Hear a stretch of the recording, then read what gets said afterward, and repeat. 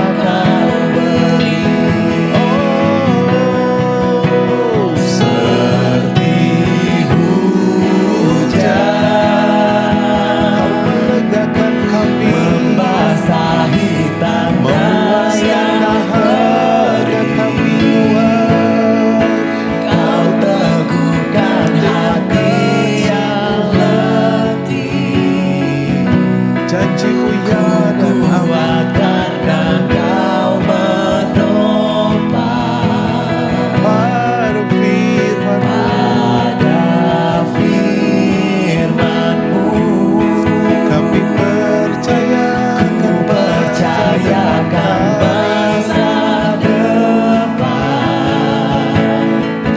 takkan berhenti ku berharap. Hari depan indah kau beri. Terima kasih Tuhan,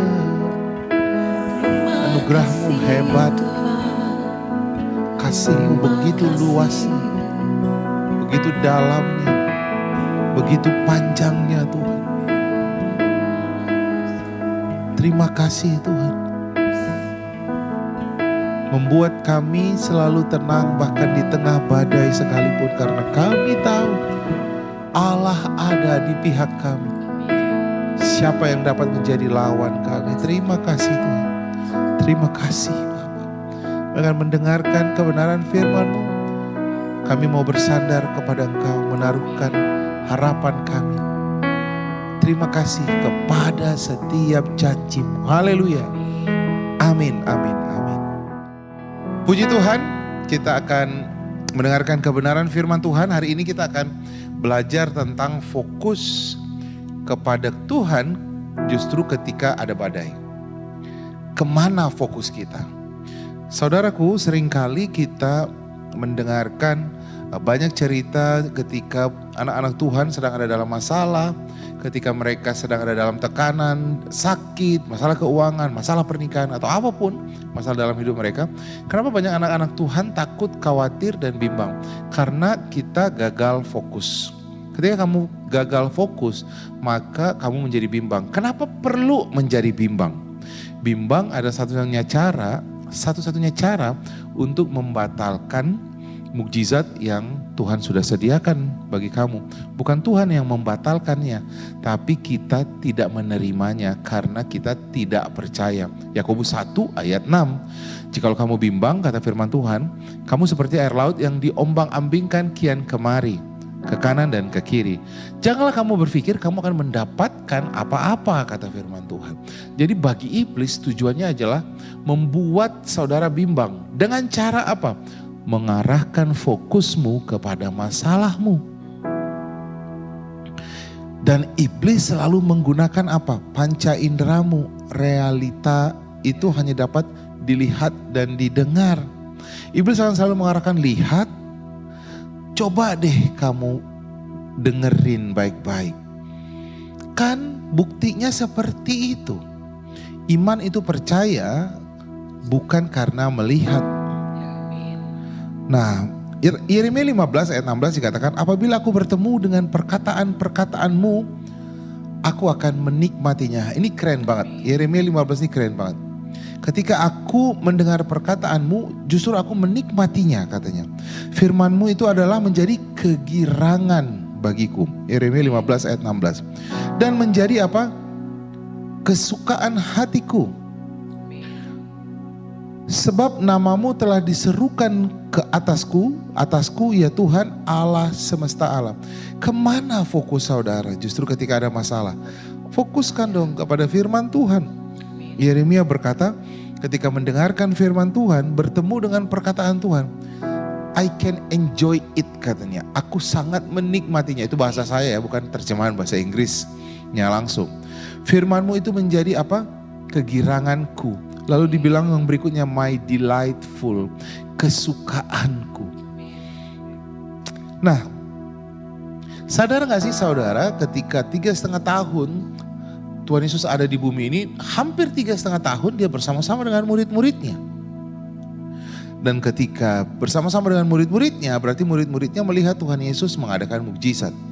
Tuhan Yesus menyembuhkan orang sakit, Tuhan Yesus membangkitkan orang mati, memberi makan kepada belasan ribu orang, kemudian menenangkan badai. Mereka semuanya ada di sana, dan bahkan beberapa dari mereka terlibat dalam mukjizat itu. Simon Petrus berjalan di atas air, benar?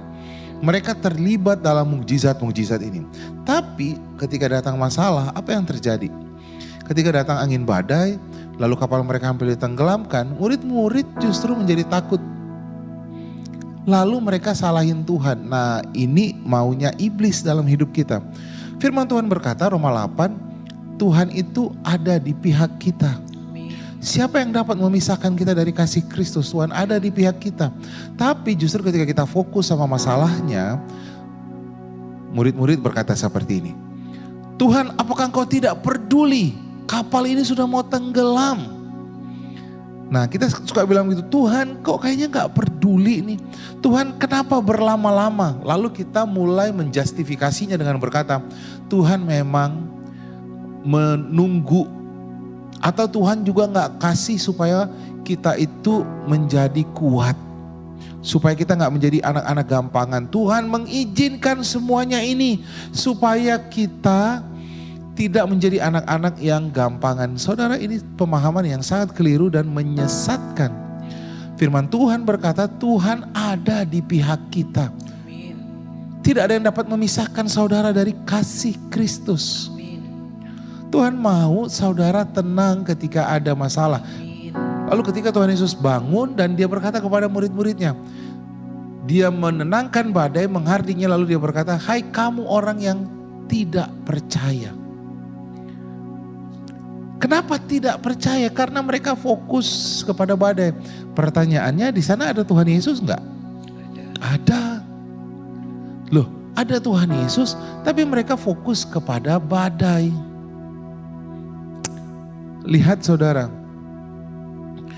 setiap kali masalah datang dalam hidup kita, dokter mengatakan kamu sedang sakit, stadium sekian, dokter menemukan ada benjolan di tubuhmu, itu bukan akhir dari hidupmu.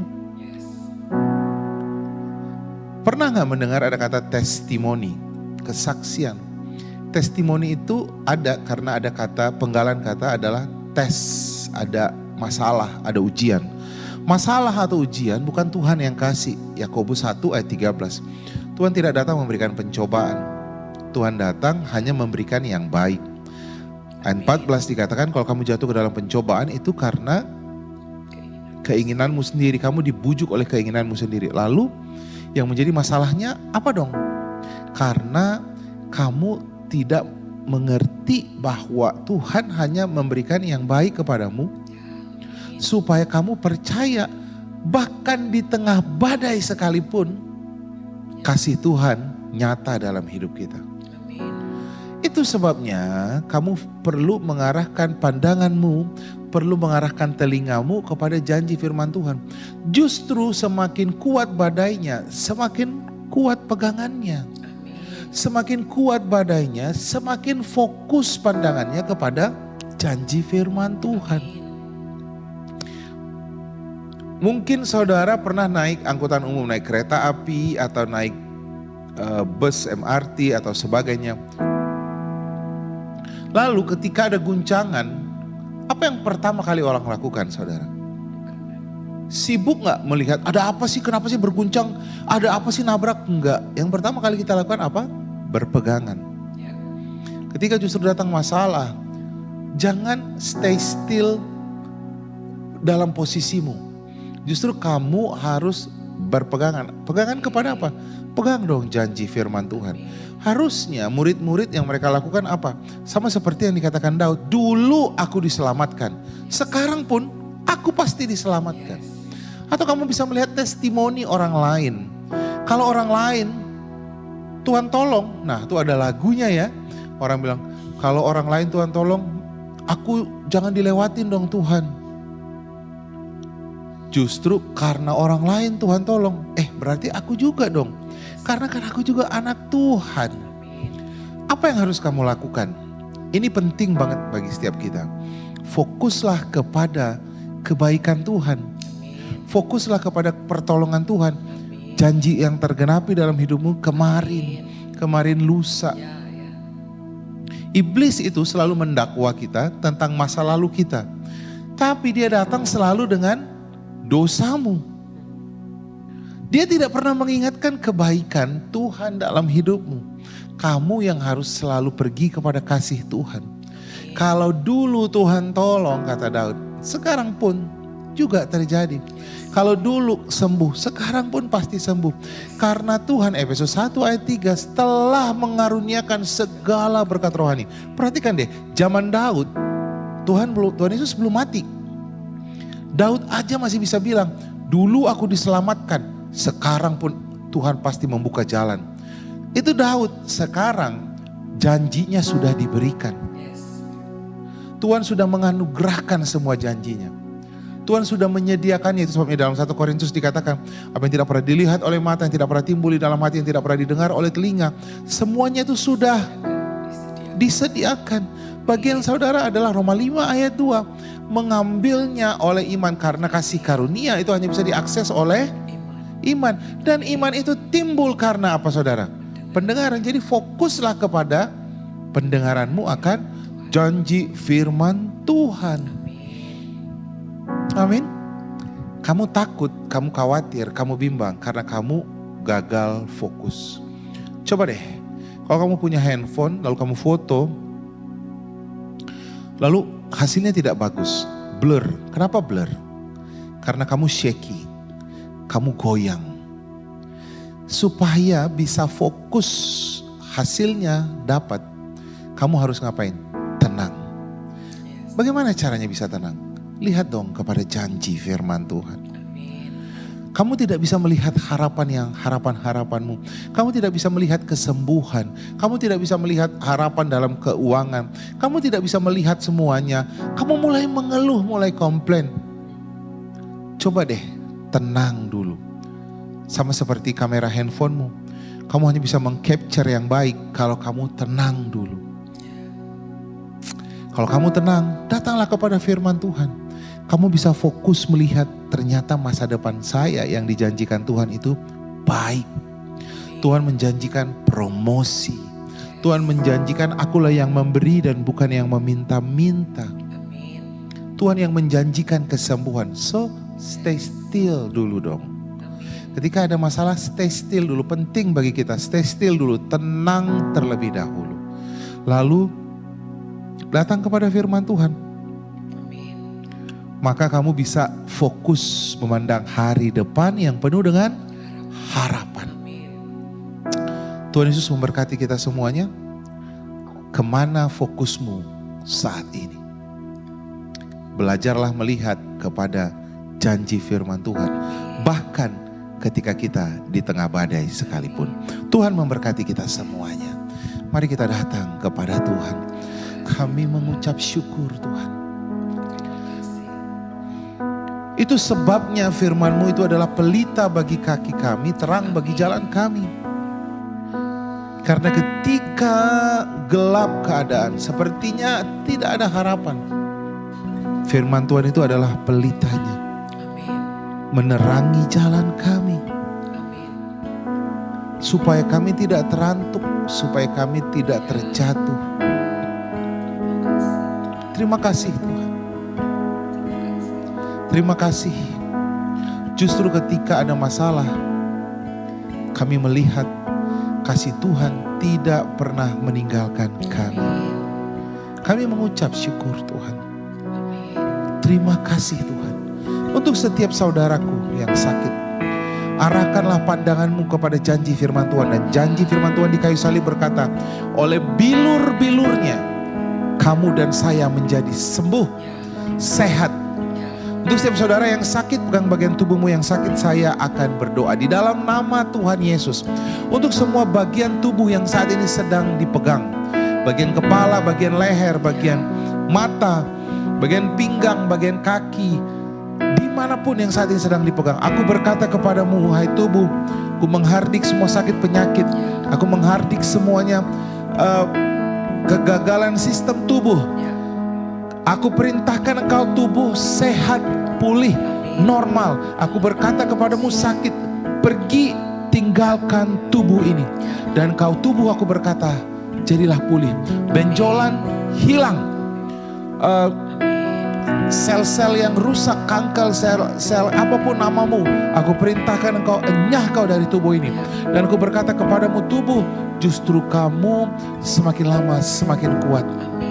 Terima kasih Tuhan. Terima kasih untuk setiap saudara yang datang dengan berbagai macam masalah. Dengarkan saya baik-baik. Tuhan merancangkan hari depan yang penuh dengan harapan. Besokmu sesuai dengan harapanmu. Itu sebabnya jangan berlama-lama. memandang masalahmu. Pandanglah kepada janji firman Tuhan. Ketika kau berharap, besokmu akan menjadi baik. Ketika kau ucapkan harapanmu, besokmu akan semakin berubah. Terima kasih Tuhan. Terima kasih. Kami mengucap syukur Tuhan. Kami khusus berdoa untuk saudari Purwanti. Kami berdoa untuk kesembuhan yang sempurna atas kaki kirinya. Kau telah dianugerahkan kesembuhan. Kau telah diberikan kesembuhan. Terimalah kesembuhan untuk kaki kirimu. Di dalam nama Tuhan Yesus, kau berjalan sempurna. Bahkan kau berlari sempurna, naik tangga sehat. Di dalam nama Tuhan Yesus, semua yang menyebabkan sakit aku perintahkan enyah kau dari tubuh ini. Di dalam nama Tuhan Yesus. Dan doanya untuk pembelian tanah terjual dengan baik, aku berdoa di dalam nama Tuhan Yesus. Terjual kepada orang yang tepat dengan harga yang baik. Terima kasih Tuhan. Kami bersuka di dalam Engkau. Janjimu ya dan amin. Kami percaya hari depan kami adalah hari depan yang baik di dalam Dia yang memberikannya. Terima kasih Tuhan. Terima kasih Tuhan. Mari kita kembali naikkan pujian ini seperti hujan. Seperti hujan membasahi tanah yang kering. Kau teguhkan hati yang letih. Ku kuat karena Kau menopang. Pada firman-Mu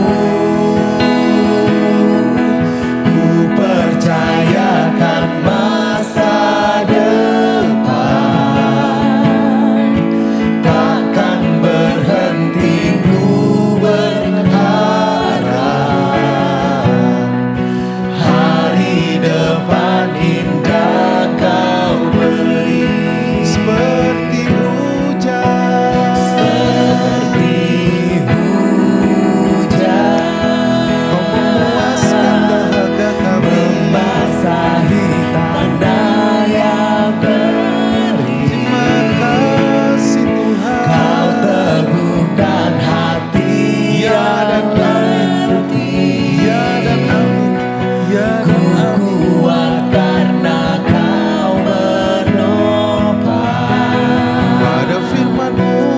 Pada firman-Mu